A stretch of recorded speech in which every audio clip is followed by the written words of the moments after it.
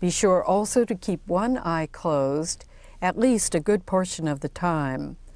Your hand is quite close to your eyes, and the binocular disparity can confuse you with two images.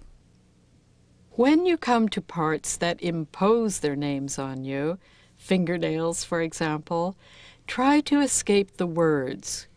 One good strategy is to focus on the shapes of the flesh around the fingernails. These shapes share edges with the fingernails.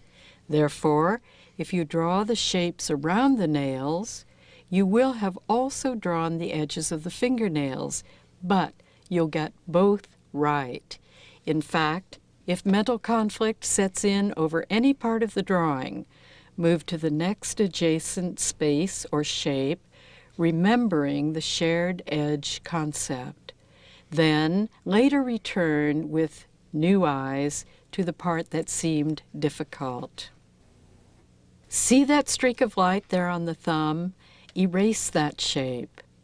See that cast shadow under the thumb? Darken in that shape with your pencil. Finally, when the drawing begins to become intensely interesting, like a complicated and beautiful jigsaw puzzle gradually taking shape under your pencil, you will be really drawing. Stop the video and begin the drawing of your hand.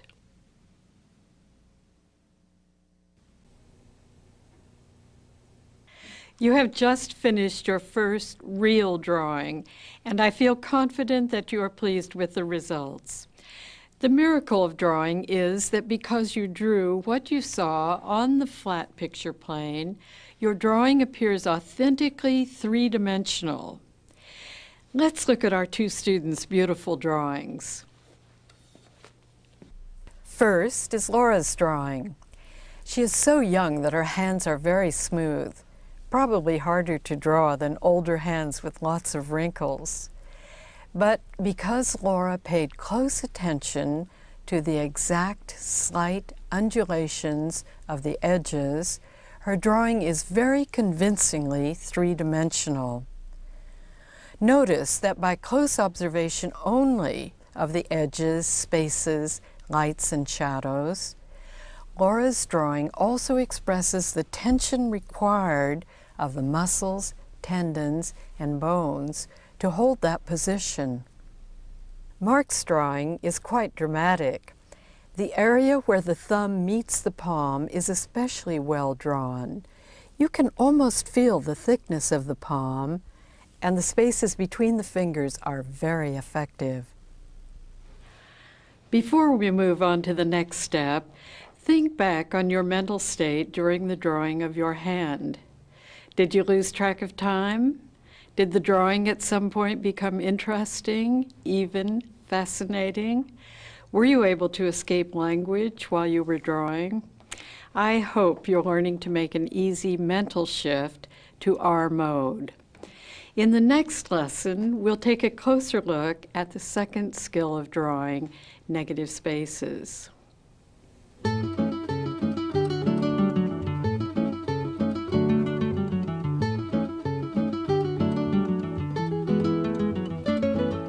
Now that you've learned to see and draw edges and use the picture plane, we can proceed to the second basic skill of drawing, negative spaces. But first, let's review the 5 basic skills of drawing. Remember, you will use all of these skills in nearly every drawing. Let's see how they work together in a single drawing. The perception of edges, usually called line or contour drawing. The perception of spaces, in drawing called negative spaces. The perception of relationships, of angles and proportions. The perception of lights and shadows, often called shading. And the perception of the whole, that is, the gestalt, the thingness of the thing. Why is using negative spaces one of the secrets of drawing? Well, when a beginner in drawing tries to draw a chair, that person knows too much, in an L mode sense, about chairs. For example, that seats have to be big enough to hold a person, that chair legs are usually all the same length, and that chairs sit on a flat surface. This knowledge does not help, and in fact can greatly hinder drawing a chair. Visually, that is, as seen on the flattened picture plane, a chair seat may appear not nearly wide enough to sit on. The legs may appear to be all different lengths. What is a person to do? The answer, don't draw the chair at all. Instead, draw the negative spaces of the chair. Here, the chair is the positive form, and the wall behind, the floor beneath, and the spaces within the chair are the negative spaces. Here is a drawing of only the negative spaces, as though the chair has disappeared. But because the negative spaces share edges with the chair, we can still, quote, see the chair. It might seem surprising that focusing on negative spaces will improve your drawing. But this is another paradox of drawing and may help to explain why drawing is so difficult to learn without instruction. So much of drawing, including negative spaces, would never occur to anyone in their left mind. Negative spaces are important for two main reasons. First, using negative spaces makes drawing easier because you don't know anything in a verbal sense about these spaces. You can therefore escape language, see the spaces clearly, and draw them correctly. Second, strong use of negative spaces improves composition by unifying the spaces and the shapes. If negative spaces are given the same importance as the positive forms, all parts of the drawing work together to create a unified image. Your next drawing is simply a chair. Any chair will do, an office chair, plain straight chair, or a stool. For this exercise, you will need the graphite stick, several paper towels or paper napkins, the large drawing pad, the small picture plane viewfinder, the felt tip pen, drafting tape, the drawing board, drawing pencils, the pencil sharpener, the white plastic eraser, the gray kneaded eraser, 2 chairs, one to sit on and one to lean your drawing board on, and about an hour of uninterrupted time or more, if possible. Place the chair you have chosen to draw against a fairly simple background, perhaps a room corner or a wall with a door. Set yourself up to draw in front of your still life, using one chair to sit in and another chair to lean your drawing board against. Sit at a comfortable distance of about 8 to 10 feet from the chair you are about to draw. The first step is to draw a format on your drawing paper. This time, use the outside edge of your picture plane viewfinder.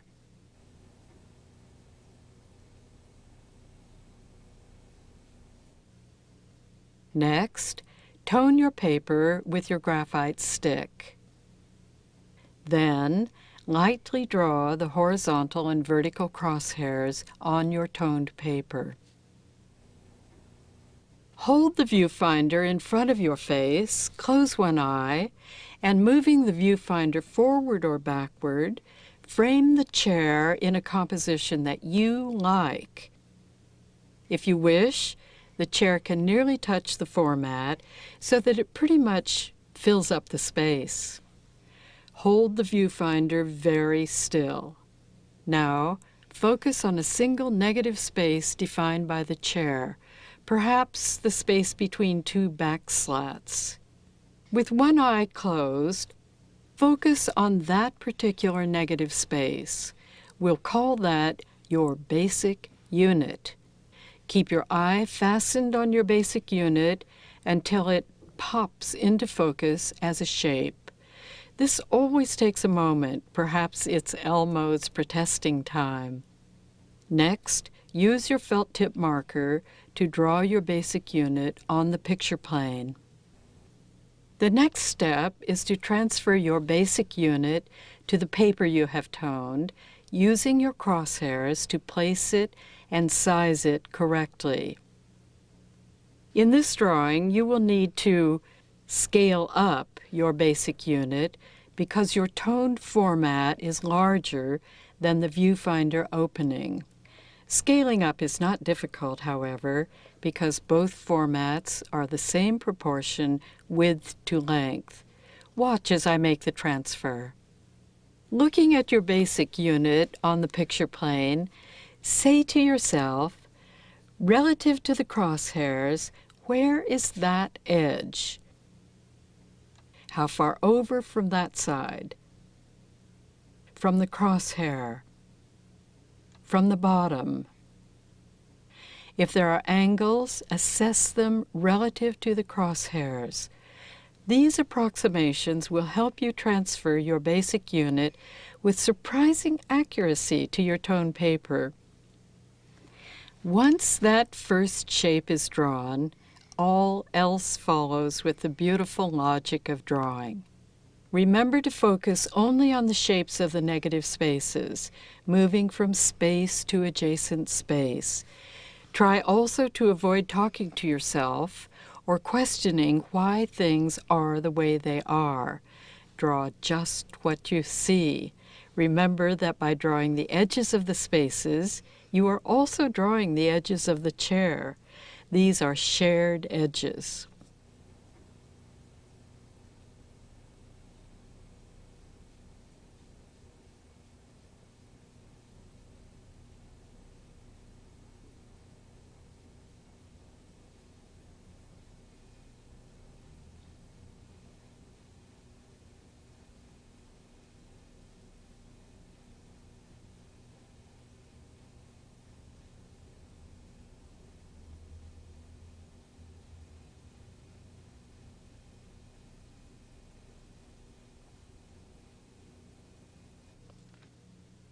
Continue working your way through the drawing, searching out relationships, both angles relative to vertical and horizontal, and proportions relative to each other.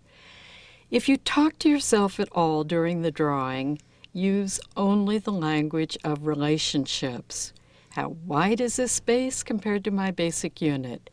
What is this angle compared to horizontal? How far does that space extend relative to the whole edge of the format? Soon you will be really drawing. Again, the drawing will begin to seem like a fascinating puzzle, the parts fitting together in an entirely satisfying way.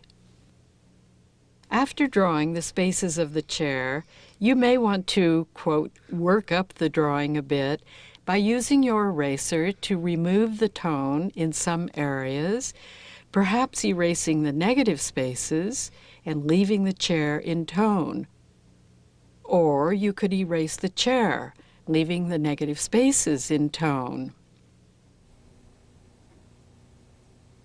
If you see shadows on the floor or on the wall behind, you may want to add them to your drawing, perhaps adding in some tone with your pencil or erasing out the negative spaces of the shadows.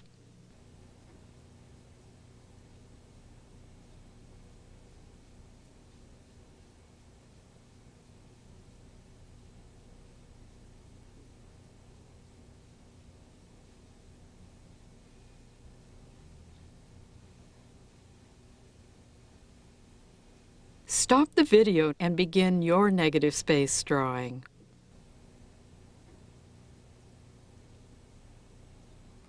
I feel confident that your drawing